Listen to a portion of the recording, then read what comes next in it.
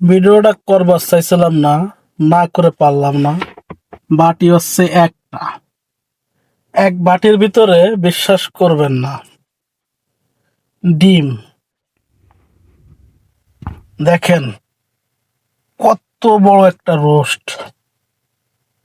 তারপরে হচ্ছে গরুর মাংস। তারপরে দেখেন চিংড়ি মাছ। তারপরে দেখেন ইলিশ মাছ। আরো আছে, এই হচ্ছে লেবু, আর এই হচ্ছে শসা। এই সম্পূর্ণ খাবারটাই হচ্ছে আমার জন্য এক জায়গা থেকে পাঠাইছে, বাট আমি যাইতে পারি নাই, যার কারণে আমার জন্য পার্সেল করে পাঠাই দিছে।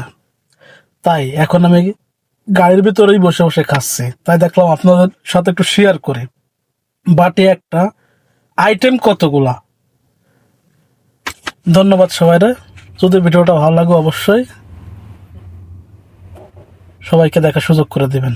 ধন্যবাদ।